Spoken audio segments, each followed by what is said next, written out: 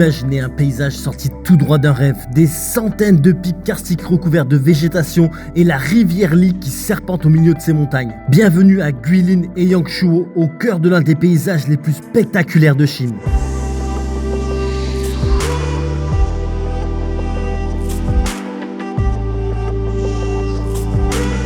Salut les amis, c'est Monsieur Puss et dans cette vidéo, je vais vous donner un aperçu de Guilin en Chine et de ses alentours. Quand je dis les alentours, c'est-à-dire qu'on va pousser jusqu'à Yangshuo. C'est parti, première journée, on est à Guilin et on commence par une visite magnifique qui est la grotte des flûtes de roseau. La grotte de la flûte de roseau est l'un des sites incontournables à Guilin. À l'intérieur, on découvre un vaste réseau de galeries et de salles avec un nombre incalculable de magnifiques stalactites et stalagmites. Ce qui rend la grotte encore plus belle, ce sont ces éclairages colorés qui mettent en valeur les différentes formations calcaires. Ça donne une ambiance très particulière aux différentes salles, c'est presque féerique. La visite se fait sur un parcours aménagé, facile, les entrées sont filtrées, ce qui permet que la grotte ne soit pas saturée de monde. Pour la petite anecdote, ce nom vient du roseau qui pousse aux alentours de l'entrée de la grotte et qui autrefois était utilisé pour fabriquer des flûtes. Et pour information, l'entrée coûte 90 yuan, soit plus ou moins 11,50 € et pour 38 yuan de plus, vous accédez à une salle avec plusieurs animations lumineuses. C'est sympa, mais pour être honnête, c'est pas incontournable. La visite de la grotte en elle-même suffit largement. Pour la visite de la grotte, si vous faites les deux parties, comptez 1h15, 1h30. Ensuite, vu qu'on a commencé la journée un peu tard, on est directement au déjeuner. Et là, on mange une spécialité de Guilin, c'est en fait des nouilles à farine de riz, avec des petits escargots de rivière. Voilà, donc on mélange le tout avec une soupe. Vous avez aussi ça c'est la croûte du tofu grillé. Vous avez des petits haricots, vous avez des petites pousses de bambou.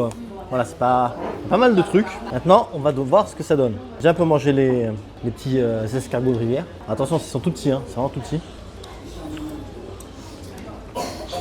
Là, ça passe bien. C'est un tout petit peu épicé, juste relevé. Hein. Vraiment, voilà, vous n'allez pas devenir un dragon, vous en faites pas. Hein. Voilà. On va tester les nouilles.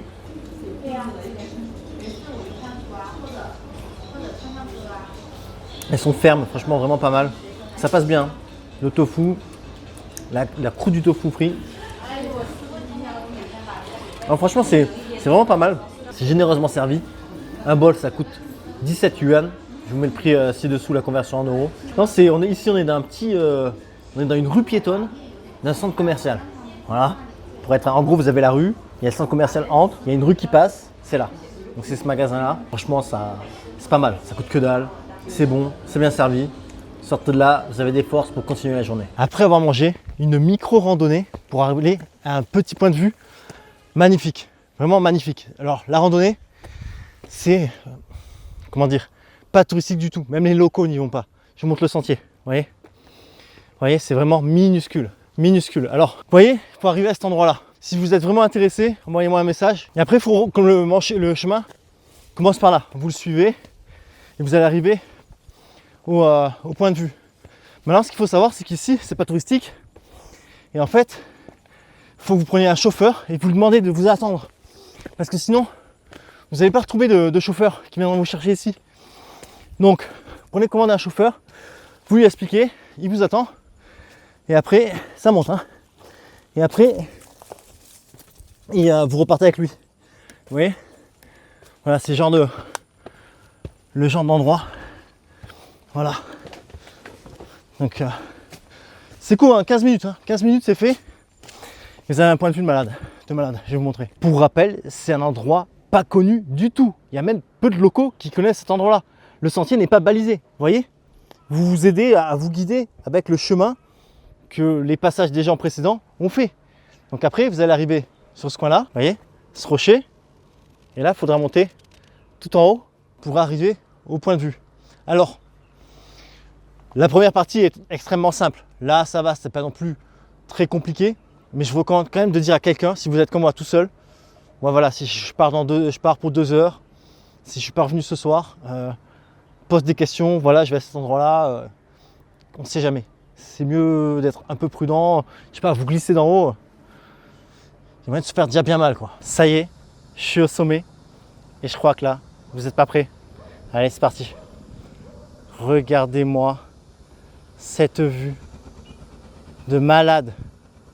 Cette vue de malade. Alors attention, moi je suis vraiment au sommet. Là, vous avez la même vue.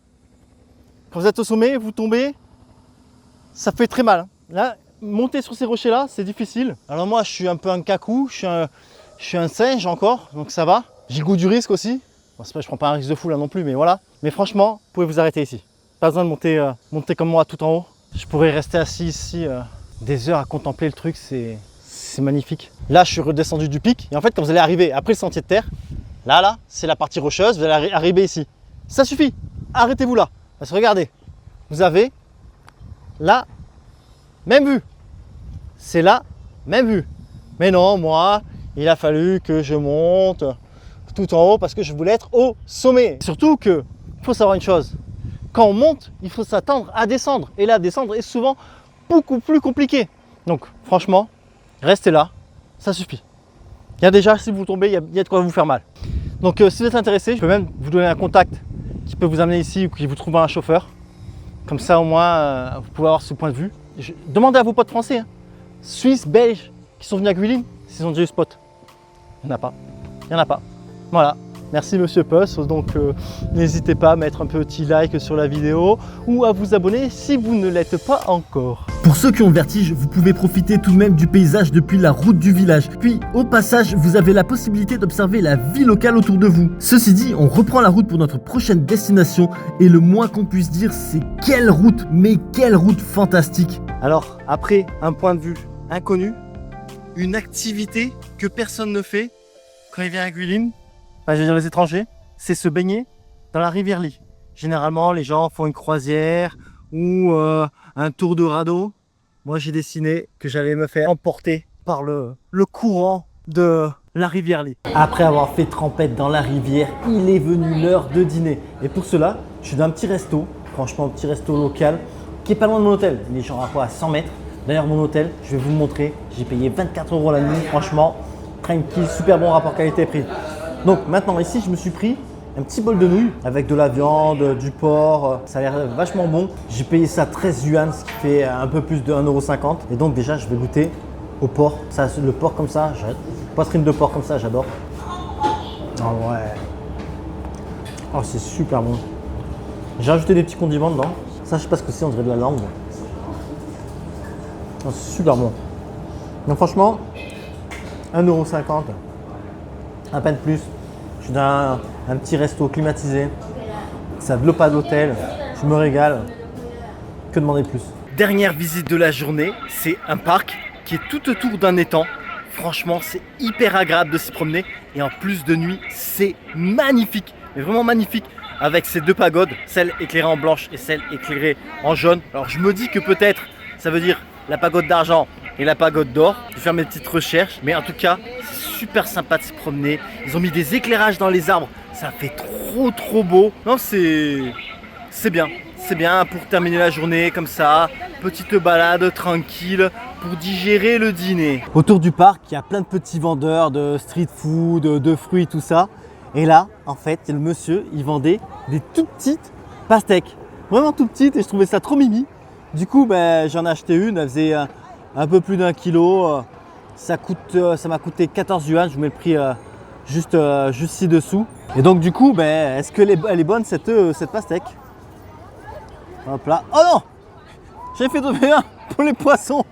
Ça, le premier morceau, c'était pour les poissons. Parce qu'il y a la rivière juste en dessous là. Bon, on fait un peu plus attention. Hein, attention, un peu plus attention.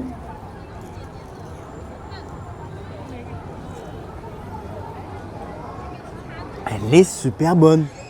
Elle est vachement sucrée. J'aurais pas cru, franchement, je me suis dit une petite pastèque comme ça. Franchement, ça va être que de la flotte. Et ça doit être vraiment une espèce en fait qui reste petite et qui reste super sucrée. Elle est maxi bonne. C'est une surprise, franchement, je vous dis, ouais, vu la taille, elle est même pas mûre à savoir. Eh ben non, elle est mûre et elle est bonne. Et c'est rigolo de manger une mini pastèque.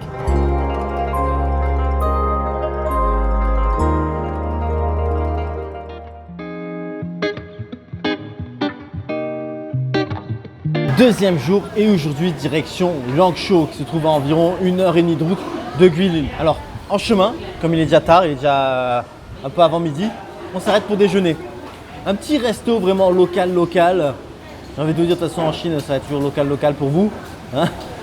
Et ici, c'est des nouilles avec des plats que vous devez choisir.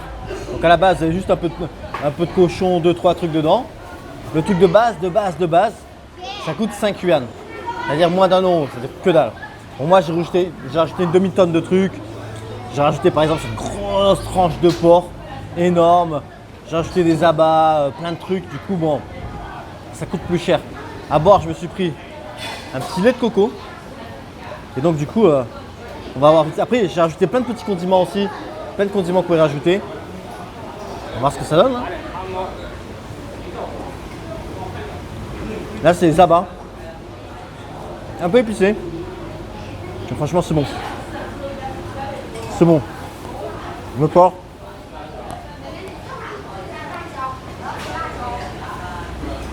Franchement, c'est bon. De toute façon, quand vous voyez autant de locaux, il n'y a pas de secret.